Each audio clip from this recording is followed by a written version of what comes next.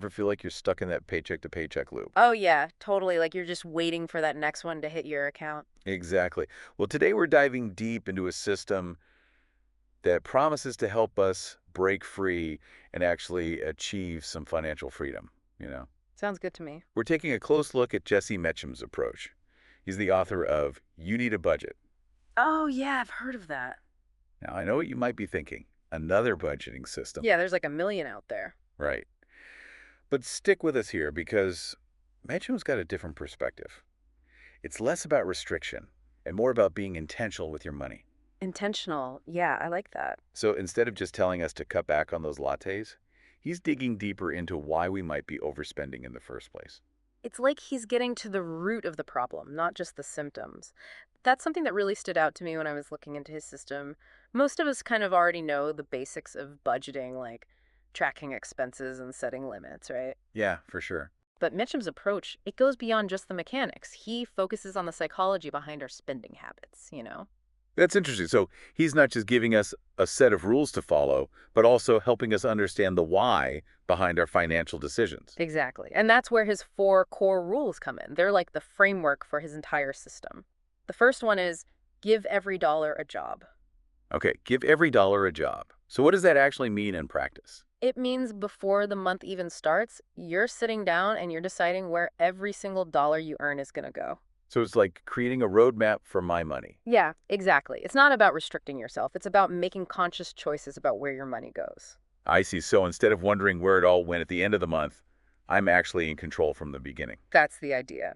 And that brings us to rule number two, embrace your true expenses. Okay, embrace your true expenses. I'm intrigued. So Mitchum argues that a lot of us, we underestimate our true expenses because we forget about those irregular costs, like those things that don't pop up every month. Yeah, like car repairs. Exactly. Car repairs, holiday gifts, or that annual insurance payment that sneaks up on you. Ugh, yeah, those are the worst. So he suggests creating specific budget categories for these irregular expenses and then contributing to them throughout the year.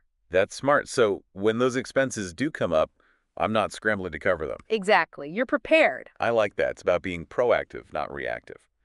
Okay, so we've given every dollar a job. We're embracing our true expenses. What's next? Well, next is rule number three, and this one's all about accepting that life is unpredictable, right? It's called roll with the punches. Oh, I like that name, roll with the punches, because let's face it, things happen. Things happen, exactly. Job loss, unexpected medical bills, maybe a sudden opportunity arises.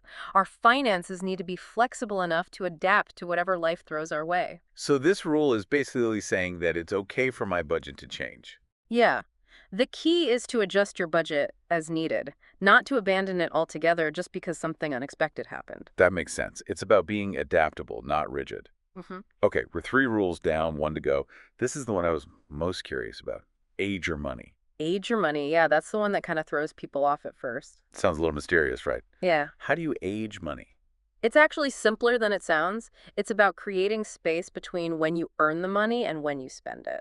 Okay, so create a gap. What's the magic number here? Mesham's goal is to have you spending money that you earned at least a month ago.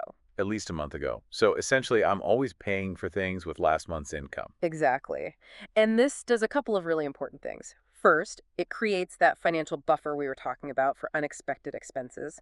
But maybe even more importantly, it starts to change the way you think about money and how you relate to it. So I'm less stressed because I know I have a cushion. Yeah, less stressed and more in control. You're not living paycheck to paycheck. I can see how that would be a game changer. But okay, be honest. Doesn't this whole system sound a little, I don't know, restrictive? I can see why you might think that. But here's the thing. The system is actually designed to be flexible. Remember, roll with the punches. That rule is built in for a reason. It allows you to adjust your budget for those spontaneous moments, for those things that you didn't necessarily plan for. Okay, so it's about being intentional, even when I'm being spontaneous. Exactly. Like maybe you decide to go to that impromptu concert or grab dinner with friends, but you do it knowing you have the money set aside in your fun money category. So it's more about mindful spending than rigid restrictions. Exactly. Being mindful of where your money is going and making sure that it's aligned with your values and goals. If there's one thing I took away from Metchen's work, it's this. Be intentional with your money. Be intentional with your money. That's a great takeaway. So simple, yet so powerful. As we wrap up today, I have one final question for you, our listeners.